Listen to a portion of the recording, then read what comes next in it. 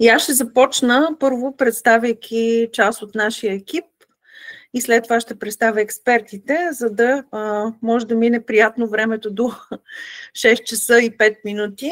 Така че започвам с екипа, който аз виждам тук. Мария Златева, Ирина Кирчева и Ралица Жекова. Ние сме част от екипа на Регионална агенция за предприемачество и иновации Варна.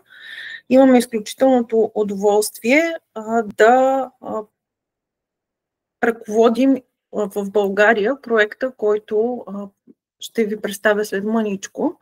Като част от дейностите по този проект именно включват и провеждането на няколко вебинара, които този е първия и е посветен на добрите практики в обучението по STEM STEAM, като сме поставили акцент и върху момичетата и не случайно.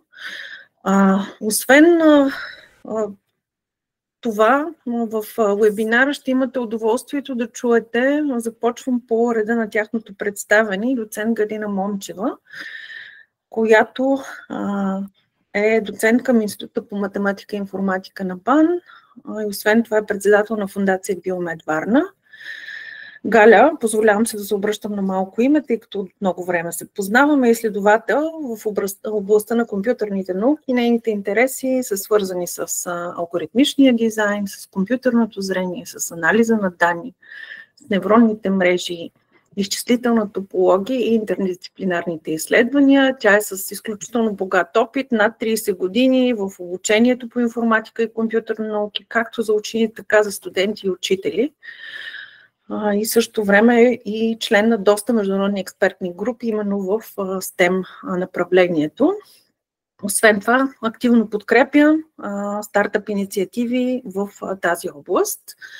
Доцент Стоян Павлов, който е преподавател по анатомия, хистология и ембриология на човека и е ръководител на катедра към Медицинския университет професор доктор Параскев Стоянов във Варна. Той също е член на управителния съвет на фондация Биомед и неговите изследователски интереси са насочени към неврорегенерация, обработка и анализ на биомедицински образи, науките за данни, научните изчислителни методи и стратегиите за оптимизация на преподаването и научните изследвания. И последно, не на последно място, удоволствие да представим и доктор Милена Крумова, която е основател и управител на Edutech Flag, една организация, която провежда STEM обучения за учители и различни национални конкурси в областта на STEM. Тя е и позната като главен редактор на първото в България списание в областта на STEM, STEM образование, иновации и знания, като част от вас може би я познават и в тази роля. Така че тя има естествено много богат изследователски опит с над 80 научни и научно-практически публикации и над 20 000 прочитания на статиите си в ResearchGate. Ако съм пропуснала нещо, искам да се извиня. Стела също се присъедини тук от нашия екип. Не знам камерите докъде я виждате. Преди да започнем, искам да кажа, че вашите въпроси могат да бъдат поставени в чата, като ако нямаме време да отговорим на всички от вас, ще отговорим в индивидуален порядък, в мейли, така че нито един въпрос няма да бъде пренебрегнат. Искам да ви помоля да пишете към кого отправяте своя въпрос, дали към тримата експерти или само към някой от тях, за да знаем и кой ще има удоволствието да отговори на въпросите. И без да губя повече време, много накратко ще ви запозная с проекта, в който имаме удоволствието да проведем и тези вебинари. Това е първият от тях. Проектът се нарича Streamit. Той започна миналата година, като в момента ние се намираме в неговата най-активна фаза. Акцентите тук са няколко. Ние сме, както виждате, изключително много партньори, 20 пълноправни и един асоцииран партньор от 17 държави в Европа. Като акцентите са няколко, но основно имаме за цел да допринесем за изпълнението на Европейския манифест за включването на жени в STEAM образование и кариери. В този смисъл целите на проекта се концентрират върху няколко основни стълба. Тук вие можете да ги прочетете, но аз много накратко ще ги синтезирам, защото смятам, че е важно да кажем какво ни предстои. Първо ни предстои една много амбициозна програма, менторска програма за момичета на възраст между 14 и 18 години, като тя ще започне до година, надяваме се, в началото на годината. Освен това, всичко, което предстои, мога да го обобщя в няколко направления, но и доцент Момчева ще допълни към това. Целта е националния хъб за вдъхновение, за който ще ви говорим и днес, и в рамките на който провеждаме този вебинар, да се развие, за да можем взаимно да си помагаме, споделяйки опит, споделяйки знания, добри практики, за да стимулираме все повече развитието на специалностите от STEM областта. Естествено, предстои програма насочена не само към момичетата в училищна възраст, но и в дамите, които са избрали да учат в университет и да правят своя докторска степен. Така че това е също една възможност те да се включат в проекта, да бъдат менторствани, да се явят на международно състезание, където да представят своя изследователски проект. И аз директно ще фокусирам вниманието върху това, което ни събира и днес. Това е първият вебинар от Националния хъб за вдъхновение, който има за цел да ни обедини, за да можем да споделяме своята експертиза и опит, да се трансферираме добри практики, за които днес ще чуем от всички наши експерти. И разбира се, да ви предоставя контактите на доцент Момчева, която имаме удоволствието да работим и да ръководи този хъб, като на екрана виждате QR-кода за членство. Ще изпратим всички презентации, т.е. ще ги поставим на един линк, от който ще можете да си ги свалите, така че тази презентация също ще бъде достъпна. Затова аз ще спра до тук, като само ще обявя, че следващия вебинар, който предстои, е в края на май, в събота. За него сме поканили професор Глушкова, госпожа Димитрова и отново доцента Павлов от Медицинския университет във Варна, за да ни представят добри практики в STEM центровете в направления природни науки, математика и информатика. Така че при ваш интерес скоро ще обявим линка за регистрация. Затова тук можете да ни последвате, да прочетете повече информация за това какво се случва в рамките и на останалите държави. Така че аз в момента ще спра да споделям и ще дам думата на доцент Момчева, която... Да. Окей, благодаря. Аз съм приготвила за днес две визуализации, като с едната искам да ви обърна внимание върху онова, което е най-типично за нас, жените, е, че сме с преобладаващи емоции, които разрешаването на някои от тях ни пречат да бъдем по-успешни и резултатни. Говоря от личен опит. Имам опит също да управлявам екипи от момичета и да обучавам 30 години само мъже. И знам каква е разликата. И винаги споделям този казус, защото ми е супер интересно да го споделям. Първият път, когато работих само с момичета и при всяка трудност бяха 9-ти клас, плачеха. След няколко месеца вече направихме правила как ще работим без да ревем и ще работим като мъже. Така че, независимо от всички равнопоставености, очевидно, двата пола си имат особености и за всички нас е ясно, че най-добри резултати имаме, когато сме в едни смесени екипи, защото ни харесва да бъдем заедно. Така и в нашия вебинар днес съм подбрала колеги, с които работя. И освен доцент Павлов, с който работя с него от вече 6 години, Милена е нова персона за нашата общност в момента. Но, уважаеми колеги, това, което страдат всички, особено в България, е от това, че когато правят нещо интересно, е това, че нямат достатъчно видимост на своите резултати, на своите добри практики. Поради което считам за присъствието на Милена в тази среща изключително важно. И сега няколко думи за хъба и как се го представям аз.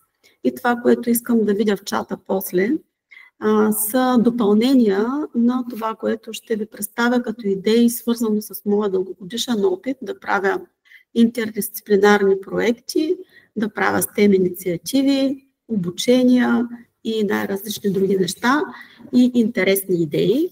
И за да разберете, че моята ангажираност по темата, емоцията, която имам аз към интересни нови неща, с които да уча аз самата нови работи, е много голяма, ще ви кажа само, че през януари месец съм си купила пиано и в момента се уча да свиря, за да мога да правя музикални проекти, които още повече да са свързани между компютърни науки, музика, природни явления и така нататък. Така че тая тема за мен е едно безкрайно море от любов, както се шегуваме. И най-важното нещо е да, като правим нещо, което искаме да вдъхновяваме хората, които учим, да има начин, по който да бъдем вдъхновявани самите ние. Защото, знаете, онази методическа важност, където когато искаш да обясниш на някой нещо и да го научиш, трябва така да го изиграеш, че да си представяш, че ти сега в момента го откриваш.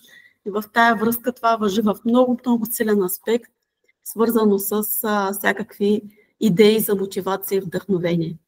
Мотивацията в една работа с ученици или учители или студенти може да бъде и в оная категория на мотивация не за вдъхновяване, ами за изнудване, което е свързано примерно с формално оценяване. Така че ние сега ще се отделим от това и ще се опитаме да дадем някакви посоки, свързани с вдъхновяване на хора. Първо трябва да имаме свобода и да нямаме много рамки. Ясно е, че в учебния процес и в стандартните организации на учебния процес имаме рамки, които трябва да спазваме. Не искам да чета какви проблеми има, защото аз знам какви проблеми има. Това, което искам да чета във вашите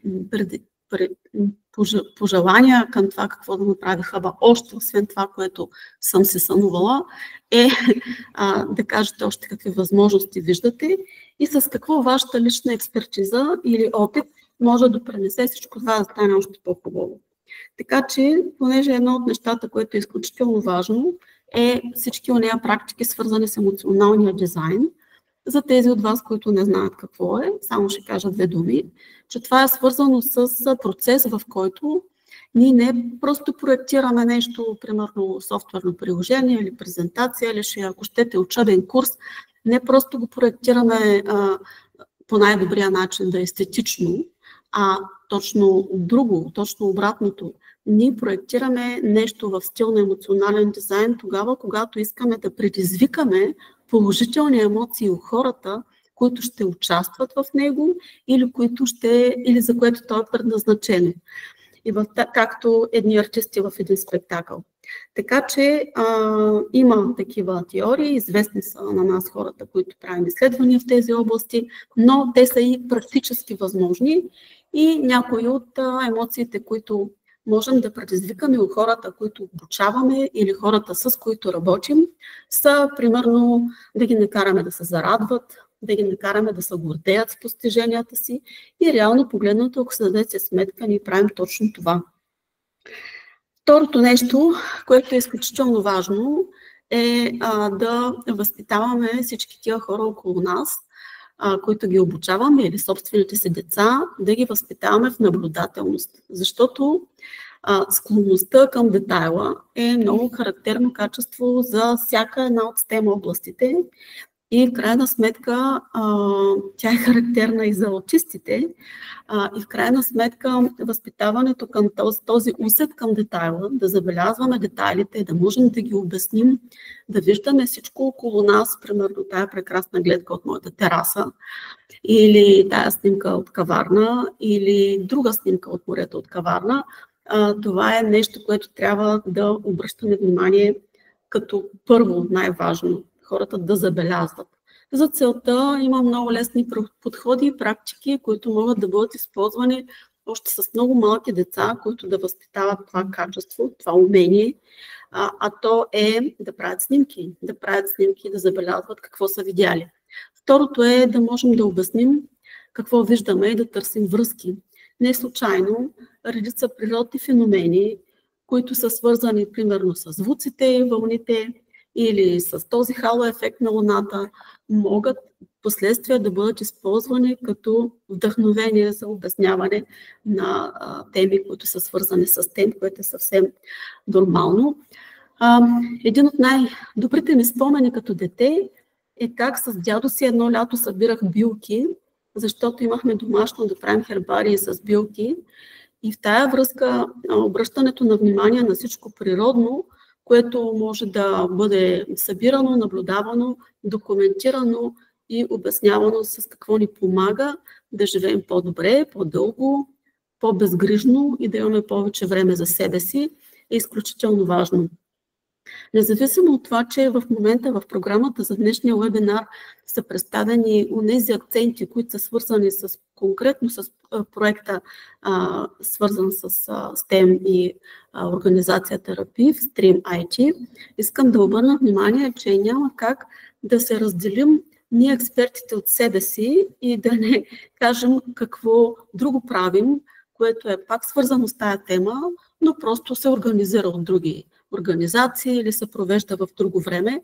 Така че това лято на второто издание на лятната изследователска школа за софтуерни разработчици ще направим специално издание, което е едно експо за светулки, в което ще могат да бъдат показвани симулации на тези и други животни, които са оптимални в някакъв смисъл и те са основа на всички съвременни вдъхновени от природата алгоритми, които са не само от природни обекти, но включително от космически, които могат да ни научат на нещо да бъдем по-ефективни.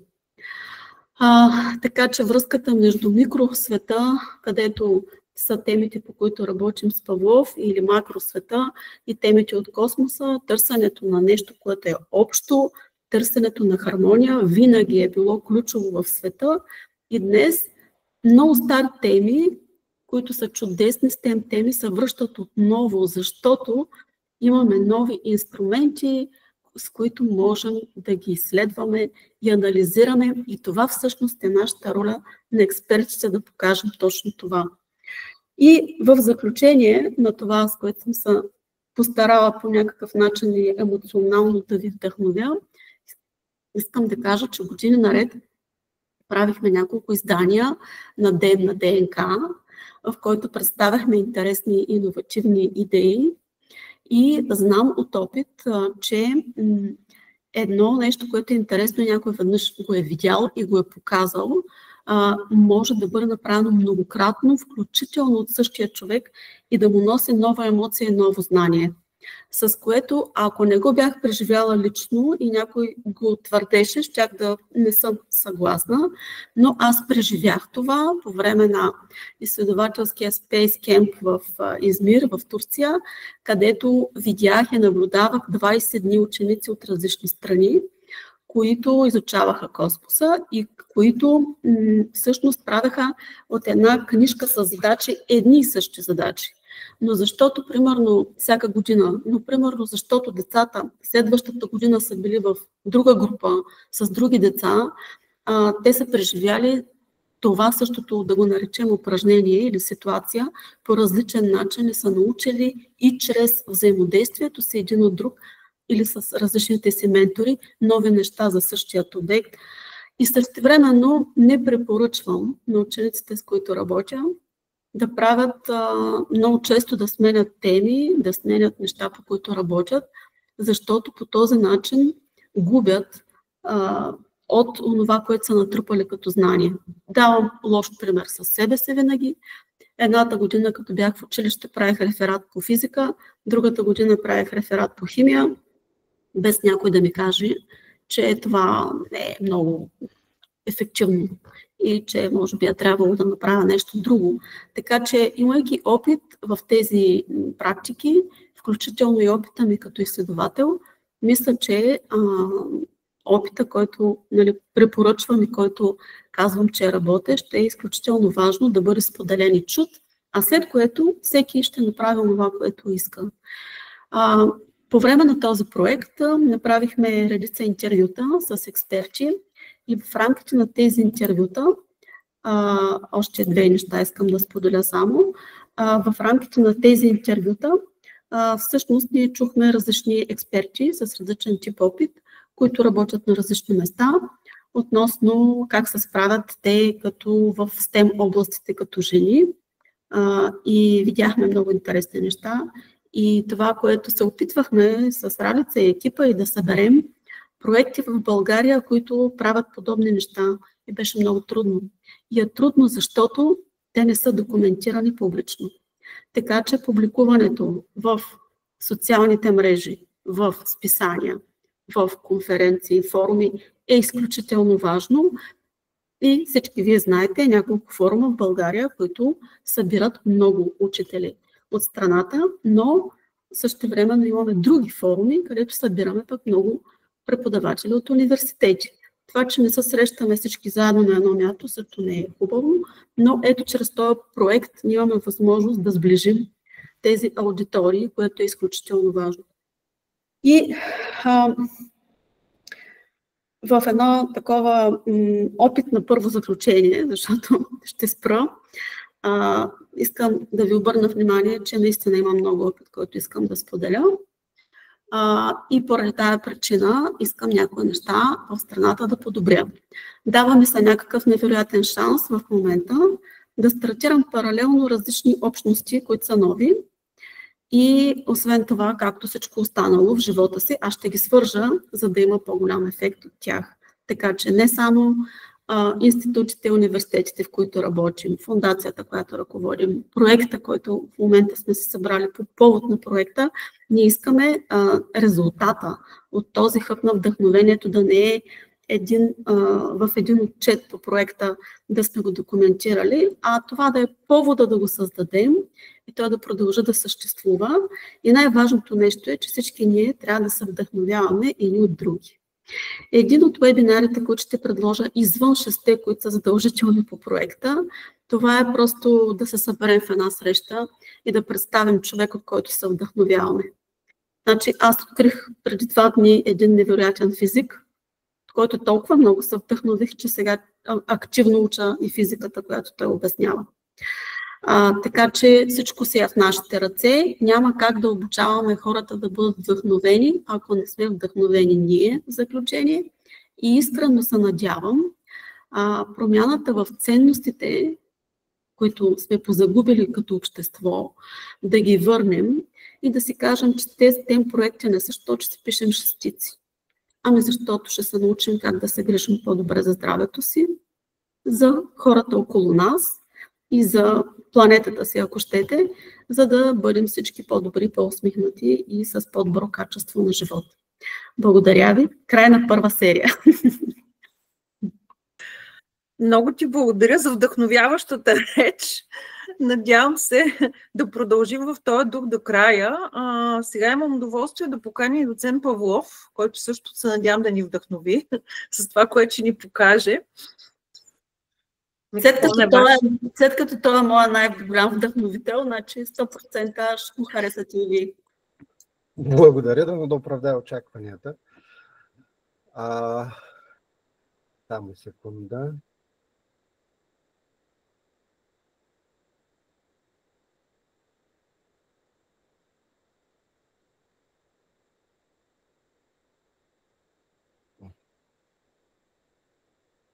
Извинявам се, наложи се да рестартираме, за това не съм готов. Така, как кръстил съм презентацията си съкровищницата на отворения дизайн и ще разберете защо съм го кръстил така, но как първо искам да се представя, както разбрахте, аз не съм учител в средното образование, аз съм университетски преподавател и малко или много е странно, че ще говоря за STEM точно аз, защото работата ми е горе-долу така целеустремена в конкретна дисциплина. Аз преподавам анатомия, хистология и ембриология в Медицинския университет Варна, но пък работя основно в фундаменталната наука. Фундаменталната наука страшно много прилича, всъщност мисля, че STEM е моделирано именно около фундаменталната наука като начин за учене и добиване на нови знания, но не само. Защо отворения дизайн? Сега в фундаменталната наука на нас ни се налага много често да се сблъскваме с проблеми, които не са ни привични, не сме ги учили, срещали, работим на границите между различни науки и често се налага да учим нови неща. Работим с инструментариуми, които са понякога едновременно скъпи и трудни за получаване, но в същото време и пък се налага да ги адаптираме към различни нови условия. Тоест трябва да чувъркаме непрекъснато нещо и да променяме нещата, така че да може да се нагодим. В този процес непрекъснато научаваме нови работи и мисля, че точно това е и същността на STEM. Тъй като научният инструментариум и работата в една лаборатория е изключително свързана с множество скъпи инструменти, често са заключени за патенти, с много трудно за добиване. Това, което е страшно вдъхновяващо за нас и напоследък почнахме все повече да го ползваме, е именно това, че открихме това движение. Движението за отворен дизайн е относително скорошно явление, което през 1998 година възниква като отговор или по-скоро като продължение на идеята за отворения софтуерен код. Въпросът е, че се създаде едно движение, в което да се създава хардуер, чието планове и чието начини за изработването са достатъчно отворени, едновременно с това достъпни за всеки един, който желае да ги създаде, да може да ги създаде. Виждате, в рамките на 10 години вече има асоциация, която организира и така поддържа стандартите, на които трябва да отговарят тези всички отворени дизайни, отворени хардуери. Всичко, разбира се, започва около електронните системи, но постепенно се развива и обхваща най-различни аспекти въобще на физическите обекти около нас, включително и лабораторни такива. Какво е характерното за отворения дизайн, което го прави много подходящ за работа и за приложение, дори в обучението, дори и в високотехнологичните и високо специализираните научни изследвания. Тоест една огромна по своя характер диапазон от възможности. Първо, той трябва да е подробно документиран. Това е основното му изискване. Всяка един елемент трябва да е добре описан, как се изработва, откъде може да се добият евентуално нещата, които не могат да бъдат изработени на място. Да има точна инструкция за сглобяване, включително и добре да има история на грешките, които са направени по време на това сглобяване. Трябва да е технологично неутрален, т.е. да може да се изработи с помощта на технологии, които са високо достъпни, и то различни технологии да могат така да описан дизайна, че да може да се изработи с избрана и позната технология от този, който иска да го изработи. Трябва да е нерестриктивен, да не изисква специализиран инструментариум.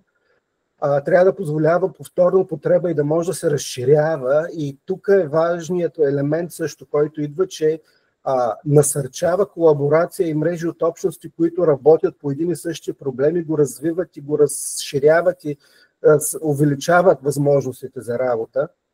И постулата, който най-много ми харесва, въпреки че той е първи в манифеста на отворения дизайн, а то е и ученето е всичко. Тоест, в основата на създаването, репродукцията и приложението на тези всички обекти, инструменти с отворен дизайн, отворения хардуер, именно ученето, самоусъвършенстването и предаването на знания на останалите части, на следващите поколения, така да кажем, на останалите хора. Веднага след възникването, просто това движение избухна и всички може би разпознавате тук някои от тези елементи. Платките, контролерите Arduino, които направиха възможно не само различни уникални проекти за обучение, но също така и благодарение на тях са създадени уникални нови проекти в областта на любителската роботика, в областта на науката и така нататък. Компютъра Raspberry Pi, който също е изцяло с отворен хардуер и също революционизира тези любителската, но не само любителската, както казах, наука. Тук горе в дясно съм представил и нещо, което наистина взриви обществото, поне на хората, които се обичат да се занимават с инженерство, да създават не само инженерство, всъщност и изкуство и наука. RepRap е 3D принтер с отворен хардуер, който е така, дизайнът му е такъв, че може да произведе всичките си части, с изключение на металните части, но всички по свои пластмасови части може да произведе сам, което прави възможностите огромни и неограничени. Вече има движения и във всички аспекти на музика, изкуство, мода, включително има, и нарочно съм го показал тук, това е Global Village Construction Set, т.е. комплекта от инструменти, които са необходими за изграждането на една цивилизация, и група работи към създаването на отворен дизайн на всички тези инструменти. За всичко това имаме, ако имаме всеки един от тези инструменти, ние можем да изградим една цяла цивилизация, където и да я поддържаме. Това е изключително вдъхновяваща, както вече казахме няколко пъти, едно изключително вдъхновяващо движение, но каква е връзката му с нас и с науката? Всъщност, както казах, една от основните проблеми в науката е, че много често се налага нещо да адаптираме, нещо да вземем, някои нещата дори не са създадени, и именно това желание на всеки да създаде нещо и да го сподели ни позволява всъщност да имаме достъп до най-различни инструменти, които иначе биха били много скъпи. Включително движението, като подчаст на отворения дизайн, на отворения хардуер, на движението за отворена лабораторния инструментариум е създало микроскопи с наистина много висока научна стойност, така наречения Light Sheet микроскоп, микроскоп с светла, от еднослоен микроскоп оптичен, който може да дава много високо качество на изображенията, и такъв може да бъде изработен ръчно благодарение на наличен отворен дизайн. PCR машини и така нататък, доста сложни инструменти. Сега, каква е връзката между всичко това, нали, и Steam? Всеки един от тези хардуери, те са толкова добре документирани, толкова последователно развити от своите създатели, че могат да служат като основа за изграждане на един проект за учене, където групата, която ще учи, не искам да ги наричам ученици, защото става дума за хора, които са любопитни и любознателни, искат да се развиват, които са вдъхновени, както вече казахме. Те ще се научат на различни елементи от инженерство, през дизайн, през различните физични аспекти и закономерности, които са в основата на дадения инструментариум, и ще могат да го изградят. Реално отворения хардуер и Steam, двете са си взаимно зависими понятия за мене, които развиват и критичното мислене, и колаборацията между хората, позволяват усвояването на сложни концепции и закономерности, мултидисциплинарни умения развиват, осигуряват едновременно с това достъпно лабораторно оборудване, което е особено трудно за институции с ниски бюджети, каквито са и училищата, между другото. А какво по-добро от това да може да се произведе собствения лабораторен инструментариум и след това да го прилагаш за различни научни и креативни идеи. В крайна сметка искам да дам пример с едно нещо, което ме вдъхнови за всички тези неща. И това е този проект, всъщност, който е в центъра на моята презентация, проектът OpenUC2. Всъщност UC2 се чете, нали, както се чете и ти виждаш също на английски. Става дума за една концепция, едновременно с това работна рамка и стандарт, който се създава отворен, модуларен и разширяем оптичен инструментариум. Т.е. инструментариум за различни оптични експерименти, за различни оптични изследвания, който може непрекъснато да се надгражда и разширява в зависимост от нуждите и идеите на този, който го ползва. Реално няма граници благодарение на, бих казал, простата и гениална основа на този инструментариум. С OpenUC2 се запознах, за първи път се срещнах 2020 година беше, когато прочетах случайно в Nature една статия за изграждането на ефтин 3D принтиран микроскоп, който може да се разширява и е модуларен. И всъщност в основата на този микроскоп, създаден от учени от университета в Йена, се развива и тази екосистема реално, която сега ще ви представя. OpenUC2 е много добре документиран и всъщност основното нещо, което позволява да се използва и в един много продължителен, и то не е един, ами серия от продължителни STEM проекти, е тази много добра документирана част, която непрекъснато се и разширява на всичко това. Сложил съм ги всички тези връзки в презентацията, така че вие можете да намерите лесно и да се ориентирате за OpenUC2. Той вече е компания и самата компания предлага продукта, основния, който е в основата на този отворен хардуер, но реално те предоставят целия хардуер, т.е. целият пълен хардуер с пълни описания, които ще видите всъщност много лесно как са достъпни. Начините, по които може да се употребява, са най-различни. Започва се от най-елементарни комплекти за оптични експерименти, с които се изучава оптиката и основните свойства на лещите и на светлината и се преминава през най-различни експерименти, докато не се стигне накрая и до високо специализирани микроскопи, включително с участието на електроника, включително с лабораторни проекти, които реално произвеждат, могат да осигурят научна стойност, висока научна стойност. Това, което е прекрасното в този проект, бих казал, и за всеки, който се интересува, би бил наистина, дори само организацията е вдъхновяваща. Той е споделен в GitHub, има си собствена група от репозиториуми в GitHub, където има много подробно описание на всичко. Като се започне от елементарни записи на семинари в YouTube, всички данни за производството, за изграждането, за създаването на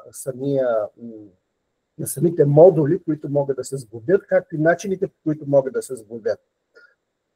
Може би най-ценното, откъдето е добре да се започне, е групата учебни материали, туториали от начинаеш до професионалист, където всъщност за мен това е примера как трябва да се изгради един STEM проект.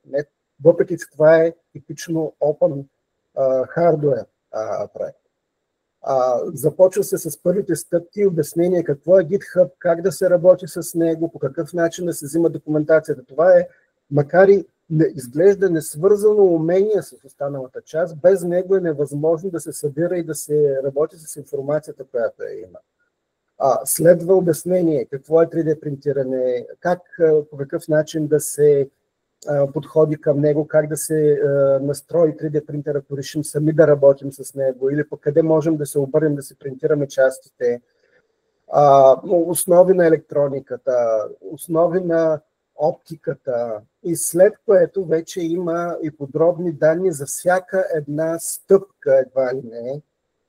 Например, от първия куб, който всъщност става дума, тази система е съставена от кубични части, които пасват една към друга. Налича е с всичките модели, които могат да се свалят и да се изработят при нужда самостоятелно, или пък да се дадат на... Ако нямате 3D принтер, също не е фатално, защото вече дори в България има такива места, така наречените maker студия, където можете да дадете файловете и да ви изработят това, което ви е нужно.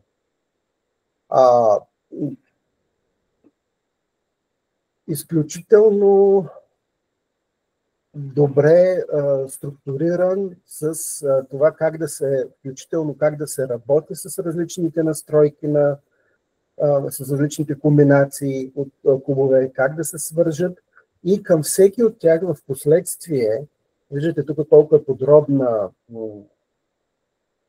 информацията, има и за различните комплекти, които са подадени тук в тази страница, как да се изградят и как да се ползват. Богата информация. Тоест, единственото, което е необходимо, е някой да седне, внимателно да разгледа какво му е нужно, да изгради един първоначален етап, след което просто да приложи в действие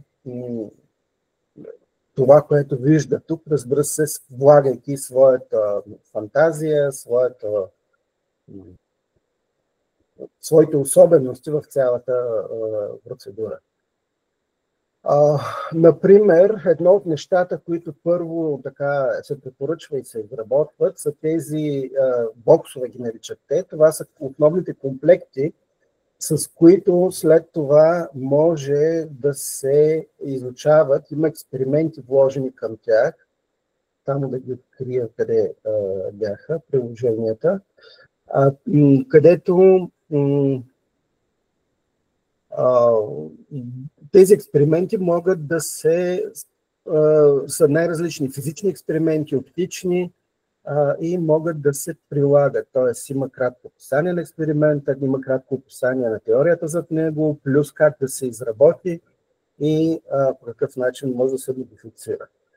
Най-хубавото е, че всички тези подобни начинания имат и една голяма общност, която естествено расте непрекъснато и в дискурс, и в форуми, и винаги има кой да помогне. Включително, аз бях подготвил, но сега ми изчезва. Така, включително има и апликация, конфигуратор, която онлайн можем да подадем какъв експеримент или модул искаме да създадем от наличните, да кажем ето тези комплекти Minibox, и тогава апарата, всъщност не апарата, но програмата просто подготвя моделите, които трябва да бъдат изтеглени, минимума, и могат да се свалят като zip STL файлове, които могат да се принтират в 3D принтер. В допълнение, разбира се, има и части, които няма как да се произведат. Има, например, оптични материали, лазери, но има много подробна спецификация, която позволява пък, само да се върнем назад, която много лесно може да се види какви са точно параметрите на основните елементи, които трябва да се намерят, да се закупят. И са дадени примерни места, от които да се закупят, но не е задължително. При положение, че имаме ето, например, какво трябва да се закупим, за да изработим toolbox. Какъв инструментариум, какви лещи са нужни, какви винтчета. И всичко това много лесно и достъпно може да се планира. Естествено, не е безплатно това нещо, т.е. излизат някакви разходи, но разходите са далеч по-малко, уверявам ви, отколкото струва един високо специализиран, висококачествен микроскоп, какъвто бихте могли да се изработи. Биха могли да обучаващите се да изработят сами. И мисля, че няма нищо по-вдъхновяващо от това да сглобиш сам един микроскоп и да видиш през него тайните на Вселената, които се разкриват пред тебе, на малкия свят, който е наистина необятен. Така няма да ви губя повече времето. Надявам се това да има така много... Да има поне частично ефекта, който имаше върху мене. Аз работя непрекъснато с микроскопи, повярвайте ми, това беше изключително вдъхновяващо. Оттам нататък открих сумата други неща, които можеш сам да направиш. Включително ви казах, PCR машина има, който е заинтересован, може да се направи PCR. Може да се направят микрофлуиди. И по този начин, ако подхождаме, можем всъщност всеки един такъв отворен хардвер, всеки един инструмент, който ни е нужен за една лаборатория, като например дори една проста пипета, изработването им може да бъде свързано с учене не само на принципите на един инженерен дизайн, но може и начина, по който да извършим точни измервания, да вземем точното количество, какво лежи, каква теория лежи за този изглеждащ прост инструмент като пипетата. Всъщност се оказва, че има много така стройна и сложна структура, която трябва да внимателно да се обмисля. Всичко това как да кажа, прави отворения дизайн много подходящ за хората, които имат интерес да учат, а и дори тези, които нямат интерес, защото какво по-интересно от това да щупиш нещо, после да го оправиш и да разбереш как работи, да можеш да го правиш отново и отново и отново. Като деца така сме учили винаги. Това поне са моите първи знания, които съм придобил аз, като съм щупил нещо и след това съм го оправил. Или не съм успял, разбира се. Ето друг пример за изцяло микрофлуидна лаборатория с отворен код, както я обявяват. Това е всъщност отворен хардвер, който позволява, значи това е статия, която е цитирана тук, как да си направиш микрофлуидна лаборатория за възможно най-изгоден начин сам. Микрофлуидните системи са изключително ценни и важни в съвременната, особено в съвременната структурна биология, при изучаването на молекули, също така при изучаването на клетки, на генната експресия и така нататък. Много приложения и най-различни вдъхновяващи идеи може да намери човек в отворения хардвер. Благодаря ви за вниманието. Ние благодарим. Надяваме се колегите да използват инструмента, който беше показан. Ние ще споделим, разбира се, презентацията с отворения хардуер. Галя Момчева искаше нещо да сподели също. Когато го видях, едно от нещата, които си казах, беше това трябва някой ученик да го направи. Mm-hmm. Имам един колега, много близък, с който работим, доцент Червенков. Той винаги дава за пример как просто желанието, интереса да бъдеш интересен може да те накара да научиш нещо, да направиш нещо. Преди години в САЩ един ученик само защото е искал да се научи да напише с атоми името си, както IBM са го написали IBM с помощта на тунелния растерен микроскоп. Това е микроскоп, който може да манипулира атоми, да ги мести. Той сам си прави такъв растерен тунелен микроскоп, което е огромно постижение, нали? И то за науката. И за науката, и за инженерната наука. Да, благодаря. Аз, вдъхновена от тези неща, искам да кажа, настоявам сега, ето, че сега уби всичкия бизнес, който възникна с тема в България, с този линк на шега. Искам да кажа само, че точно е заради тези неща. Искам да обърна внимание, че срещата с експерти е много важна, защото това, което е в момента тенденция, която много фирми правят и печелят пари с това, да направим уроци, цели уроци за 3-ти клас, цели уроци за 4-ти клас и така нататък, това не е начинът. Защото няма как за един клас, един урок проектиран да бъде най-добър за всяко едно дете. Затова аз като експерт по методика, освен по компютърни науки, искам да кажа, че за мен най-важното е наличието на експерт, показването на интересна практика, вдъхновяването на учители, от което вече те ще изберат кое е онова, което е най-добро за техните ученици, защото те си ги познават най-добре. Така че това е моята тема. Също по отношение на възрастите, има много малки деца, които не могат да правят много неща, обаче те биха се вдъхновили много, ако работят с родителите си. И на многото събития, които съм правила за Деня на Scratch, преди да възникне компютърното моделиране в училище, и това вече да стане масово, когато го правихме в началото, всъщност идваха деца с родители. И за бащите и майките беше също толкова интересно, колкото и за децата. И това е нещото, което давам като съвет на родителите, които по този начин, правейки нещо с децата си, могат да запазят връзката с децата си по-дълго време, когато влезе детето в пуберитета и вече не мога да се говори с него. Това го знам с опит и като учител.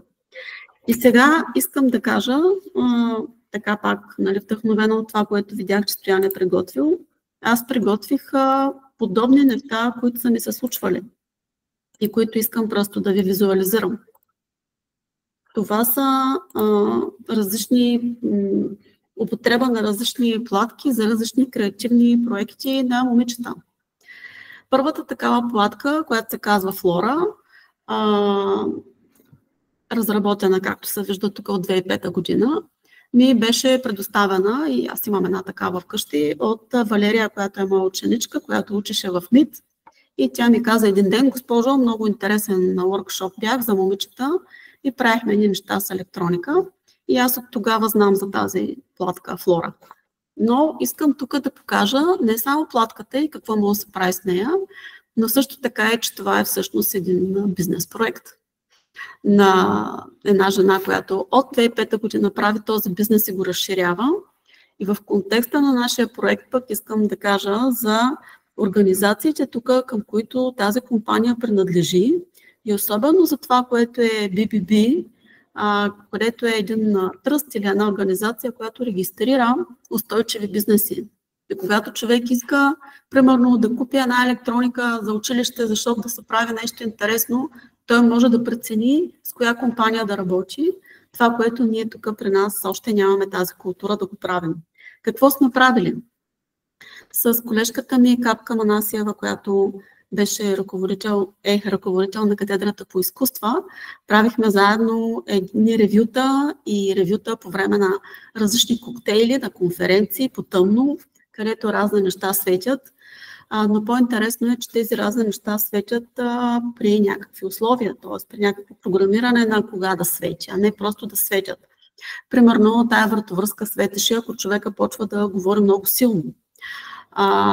Така че тези неща всичките могат да бъдат направени за хора в много малки възрасти с разни ледове, които са купени от магазините за 1 лев, но за хората, които вече имат малко опит в това, вече могат да бъдат изграждани обучения, за които, както преди малко Стоян каза, и тук има много ресурси, има описание на цялата платформа и има много интересни проекти, които пак от опит ще кажа, че е достатъчно някакви хора, които се учат нещо или някой да ги вдъхнови, а след това те могат да изберат друга платка, друг инструмент, с който да направят подобен проект. Както, примерно, тия светещи поли, тези корони и най-различни копчета за дрехи, които светят и които капачките им са отпечатани на 3D принтер. И един от вебинарите, който много искам да направя, даже вече съм избрала лектори, това е как да си печатаме и да проектираме бижута на 3D принтери. Защото ето е една тема, която е вдъхновяваща емоционално за момичета. Друга тема, която е не само за момичета, за момчета също, това е темата, която е свързана с използването на микробитовете, примерно защото те имат възможност да използват радиотрансмишън, т.е. да си говорят. Можем да направим идеята на говорещите се шапки или на сортиращите се шапки в Хари Потър. Тоест, всяка една идея, която е някаква магическа, изглеждаща, ние да намерим технология, с която да си я направим работеща и да си направим магията. И когато имах и управлявах такава фирма, свързана с продажба на електроника за образователни цели, един от нашите доставчици беше английската компания Keytronic, в която също има една платка за момичета, наречена Lilipad, в която най-интересните неща, които се правят, са свързани с това, че имаме и текстил, който е електронен и който може да бъде проводник на различни ледове или други сигнали. По времето на един курс, който водихме с доцент Червенков и доцент Павлов по време на COVID-а, една студентка беше представила идея за бизнес, свързан с биотехнологии, който е свързан с идеята за биолуминесценция и оцветяване на различни растения в различни цветове, което също е впечатляващо за дизайнери и за хора, които искат да комбинират дизайнерското в себе си, било то момичета или момчета, с знания по електроника.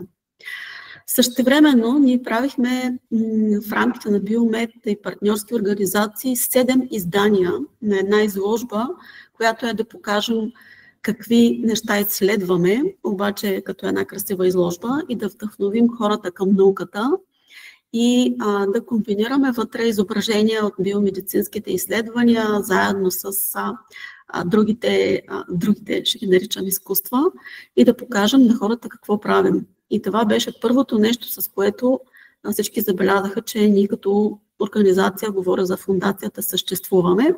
А сега да ви направя една аналогия с Кох института за изследване на рака с интегративни практики, където постоянно правят изложби, свързани с снимки на ракови клетки и само дето техните изглеждат по-скъпи и по-стерилни, за разлика от нашите, което се вижда с просто око. И една голяма тема, която аз имам в професионалната си кариера по отношение на обучение на хора, това е курса, който е по естествени потребителски интерфейси. С него искам да ви обърна внимание, че нещо, което е просто някаква задача или курсова работа или някакъв елемент от проект по време на едно обучение, всъщност може да стане бизнес, всъщност може да стане иновация, може да стане научно постижение. И това вляво е Антони, един гръцки студент, който беше направил с използването на този сензор, който сигурно сте виждали. Няма да влизам в детайли за сензора, който засича пръстите на ръцете и дланите и захващане с ръка, който беше направил приложение, което да проверява дали човек има артрит, във връзка с това как човек си стиска пръстите, и аз после го пробвах на майка ми това приложение и то си работеше. Или друго, което на едно момче, който в момента мисля, че е преподавател в морско училище, който беше направил едно приложение, което управлява с пигане на очите само. Така че тези теми, конкретно тези, свързани с устройства сензорни за естествени потребителски интерфейси, т.е. да жестикулираме, да мигаме, да говорим, да мислим. Тези са интересни, нали, подписвам се, че са интересни за всякакви възрасти хора и без значение колко интелектуално са развити тия хора. Това са неща, които на всички им правят впечатление. И същевременно, понеже това е нещо, което прави впечатление на всички, всяка една технология, както всеки един продукт, го разглеждаме с ръководството за употреба. И в момента не е много трудно на някой да направи мобилно приложение, където да ти регулира температурата вкъщи или така нататък, но тези решения са съответно и много критични по отношение на киберсигурност, поради което вече влезе в сила такава регулация за изисквания по отношение на киберсигурността за потребители, за всякакви приложения или устройства или инсталации, свързани с интернет на нещата. Тоест, с две думи, ако преподавате на хора, които вече са над 8 клас или са студенти, всяко нещо, което правят, свързано с темата, трябва да проверяват доколко отговаря на тия стандарти. Ще дам един аналог с образователно-дигитален ресурс, образователен, където, примерно, в тая фирма, където имах, продавахме роботи преди години, които се наричат финчове, и ги купувахме от щатите, след което Европейската комисия забрани употребата на литиеви батерии. И в крайна сметка за такъв тип устройства, в крайна сметка тези неща не могат да се внасят вече от щатите поради тази регулация. Тоест, имаме едно безкрайно поле от възможности, но винаги живеем в някакви ограничения на регулации, на финанси, на време, на всичко, за което трябва да учим хората да мислят и за това. Така че това беше моята импресия от показаното от Стоян. Благодаря. И да продължим с добрите практики. Ние видяхме доста интересни неща. Аз мятам, че и доктор Крумова има доста интересни практики, които сега ще ни сподели. Така че надявам се, колеги, да ви е интересно. Заповядайте. Благодаря. Първо да кажа, че изключително ми е приятно да съм в вашата общност. Благодаря още веднъж за поканата. Намирам, че подобни дискусии, подобни срещи наистина могат да допринесат за това повече колеги в образованието да тестват нови идеи. Много ми хареса и двете направления, Open Source Hardware, наистина необятни възможности за проекти, които в клас учителите да насърчават да бъдат решавани от учениците. Аз ще се спра на това, което ние правим с оглед на молбата, която беше отправена в началото. Една наша така високо поставена цел е да споделяме знание, не нашето знание, а знанието, което е направено от всеки един от вас в училищната общност, от учениците и, разбира се, от части с подкрепата на родителите. Те са, както знаем, централна част в нашата работа. Аз ще споделя проекти, които сега погледнах, между другото, кои колеги са на линия, дали познавам някой. Много се радвам, че познавам. Искам да ги поздравя. Разпознах така много имена, което много ме радва. И дори мога да кажа, че много от колегите са запознати с писанията, тъй като или са се абонирали, или пък си ги закупуват. И ще дам в рамките на тези няколко минути, които имаме, примери за научни публикации, които са много интересни. Разбира се, няма как да покажа всичките, само някои, като съм се опитала да засегна различна гледна точка в областта на знанието. И това, което казваме често пъти в STEM като аналогия, STEM е там, където решаваме проблеми от реалния живот. Наистина е съществено да разглеждаме и практиките, които са творчество, изкуства, много са важни емоцията, но когато решаваме проблеми, а те са навсякъде, както знаем, тогава наистина имаме артефакт, който доказва напредък в STEM. Виждаме на екрана част от кориците на списанието. Съжалявам, не се сменя. Не е в функция на презентация. Не е презентация. Сега вече да, окей. Сега вижда ли се целият екран? Не се вижда цял екран. Споделена е файла, а не презентацията. Да, точно. Сега ще види. А сега вижда ли? Защото целият екран трябваше да споделиш, но ние пак виждаме, просто увеличим малко процентите и ще виждаме. Добре. Не, момент. Ще спра екранчето и ще пусна от начало, за да може да се вижда добре. Да, ето така.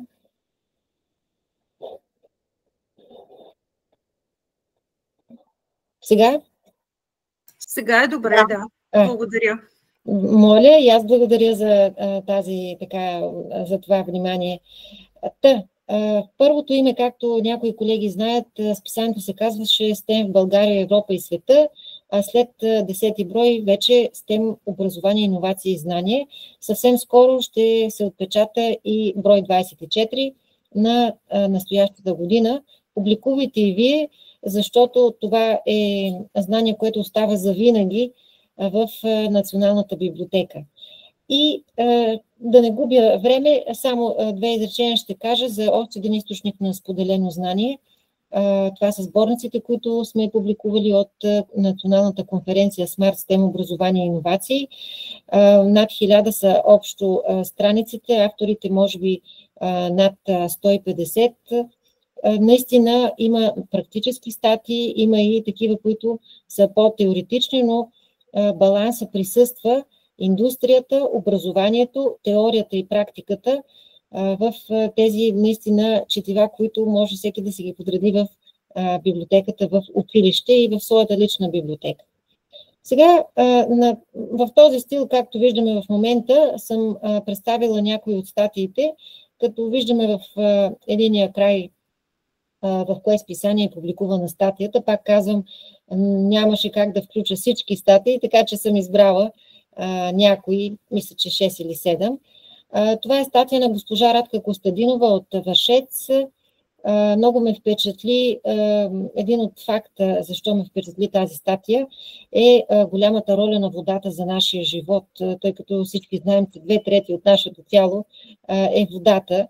И да насочваме вниманието на учениците в учебна среда към този фактор, да се пие вода, доколко тя е качествена, доколко тя е полезна, а не вредна, е много важен акцент.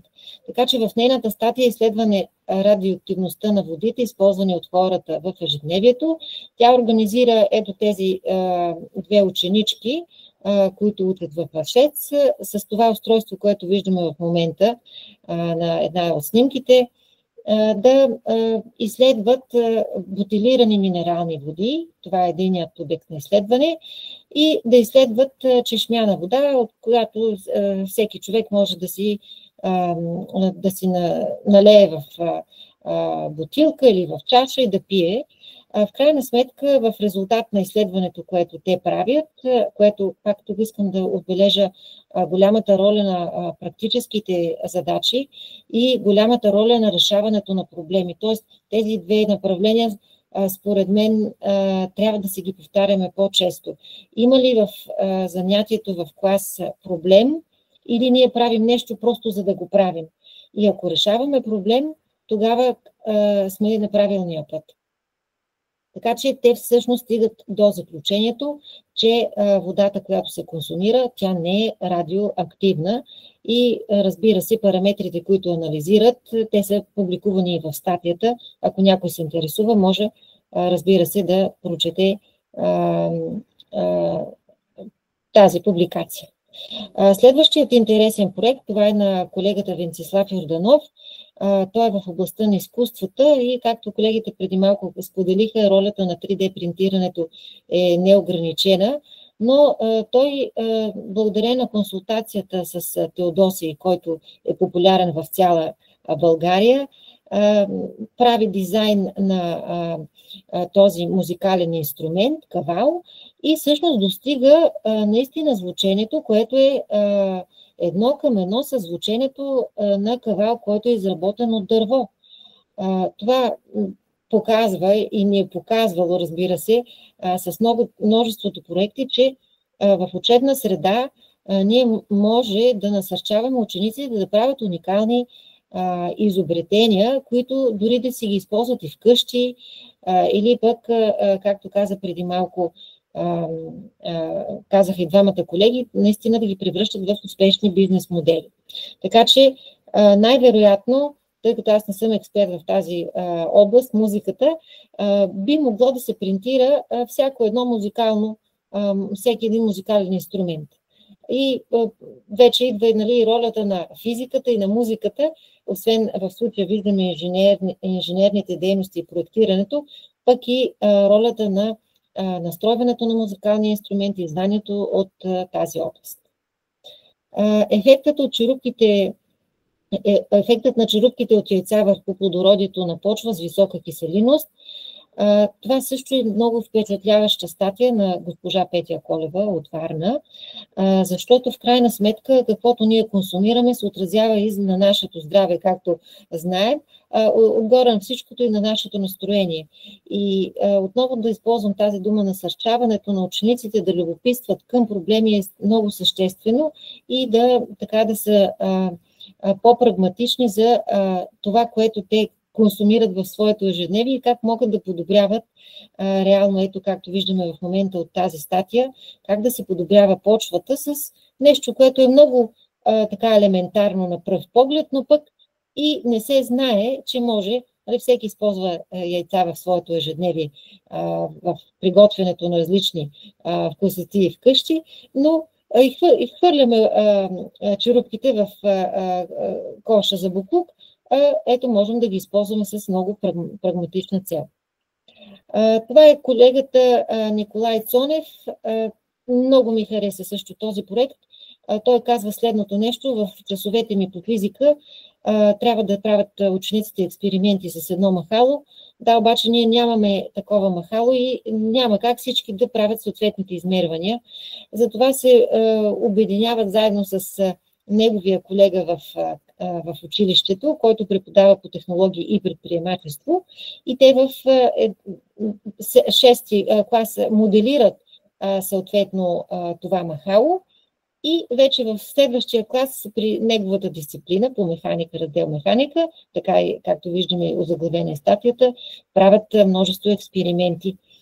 Тук това, което много ми хареса, е сътрудничеството между колегите в учебна среда.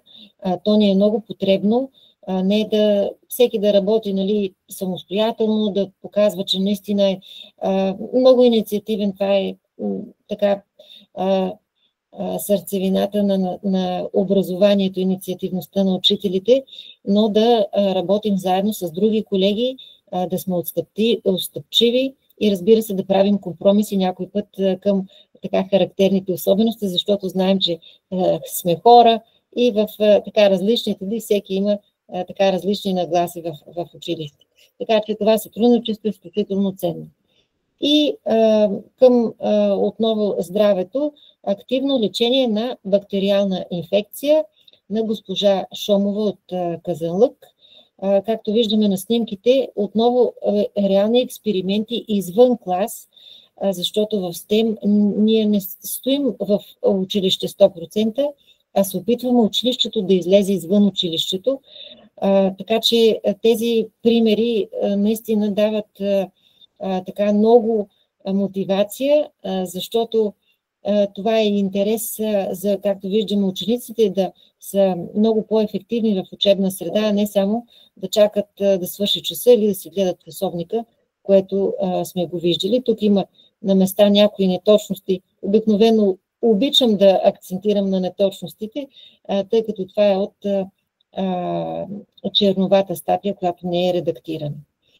И още една много любопитна статия от брой 21. Това е съвсем от последните броеве на списанието.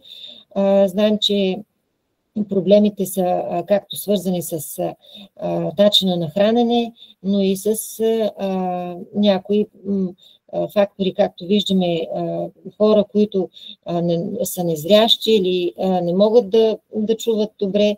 Така че в този смисъл този проект, който колегата Колев от Сопот е представил, е много интересен той го е описал изключително професионално и най-важното, достигат до крайния резултат, тази шапка, която виждаме в момента, която може да се ползва в практиката от хора, които имат тези затруднения.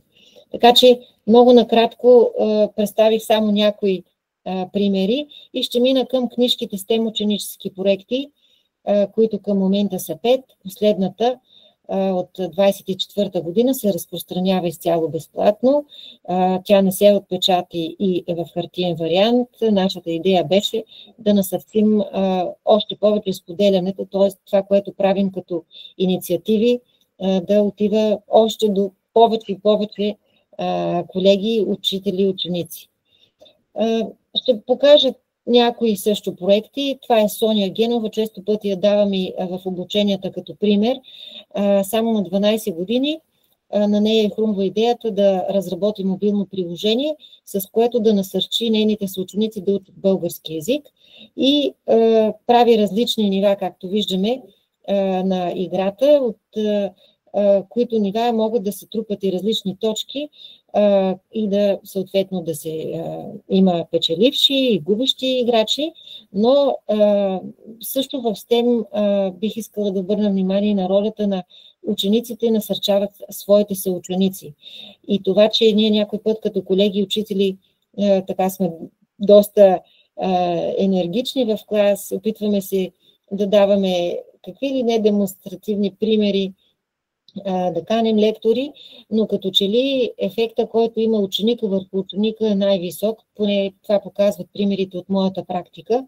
Така че Соня Генова вече най-вероятно към 10-11 клас, тъй като това беше 2020 година.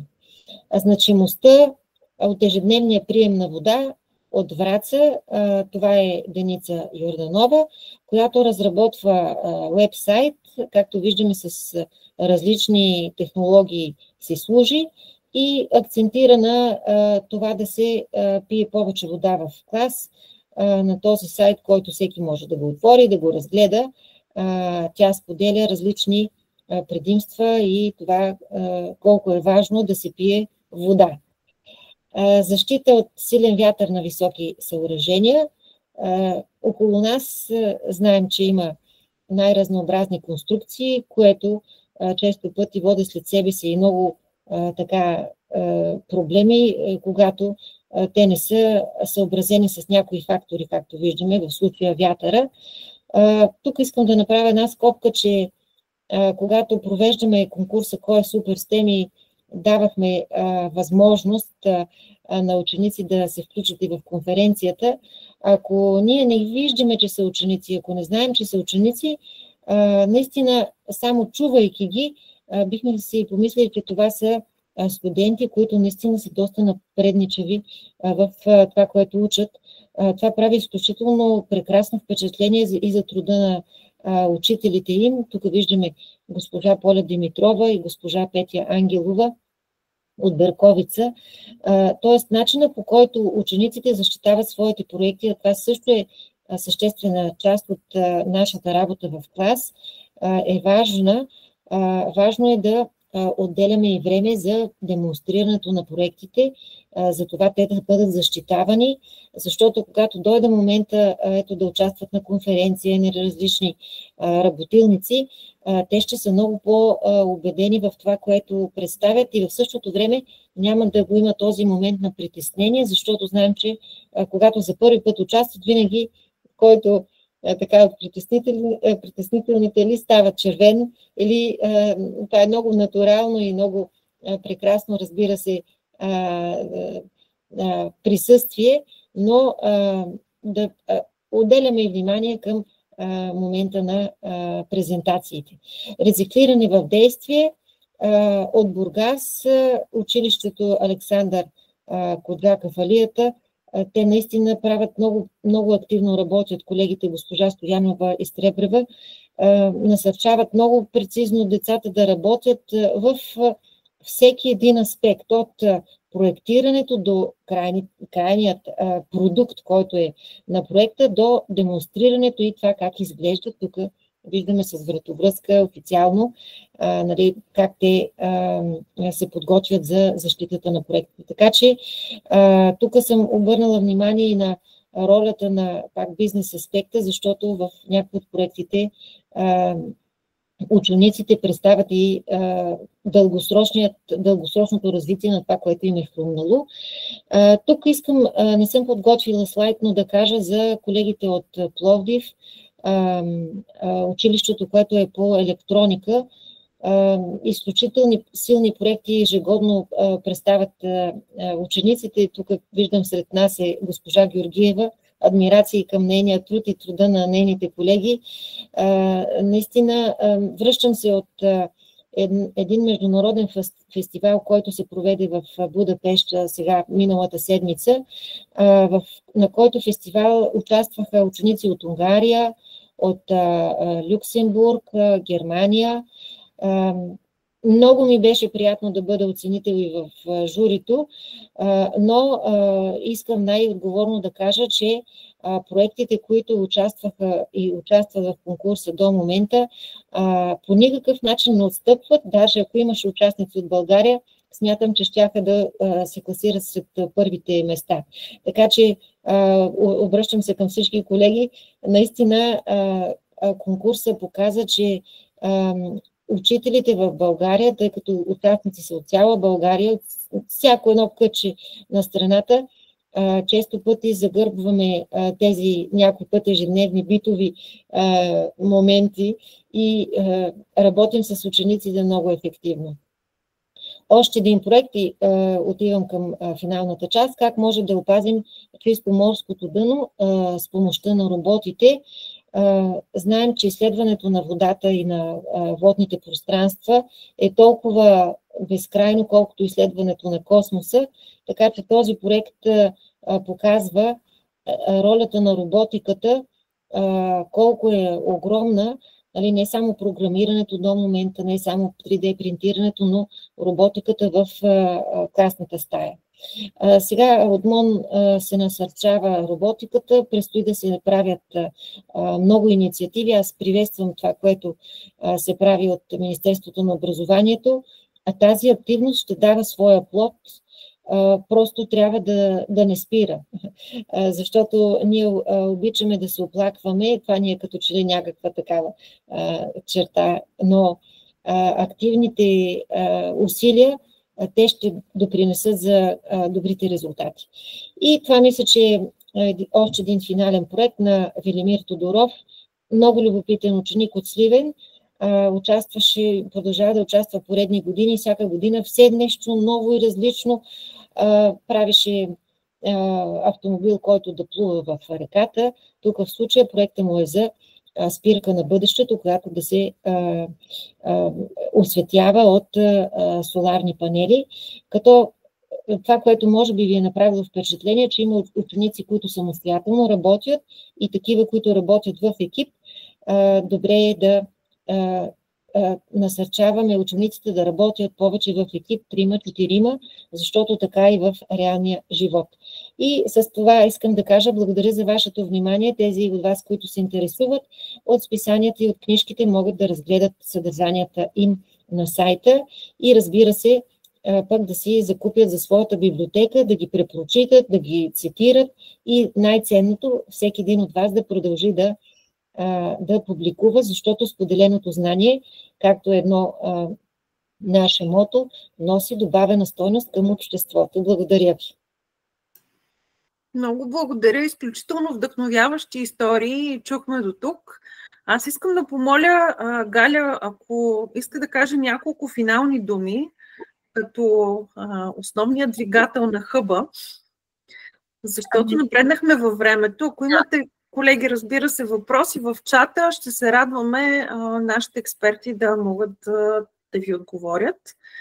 Гале, заповядай. И аз подкрепям това, че всички неща трябва да са свързани с решаване на проблеми, но от опит знам, че много ученици са насочени към това да се опитат да победят, да бъдат първи на всяка цена и настъпват своите съученици, държат се не добре с тях, така че за мен всичко е важно. И това да бъдем емоционално интелигентни, и това да се развиваме и да развиваме на науките, знанието за решаване на проблеми и то в колективна среда. И това е за край.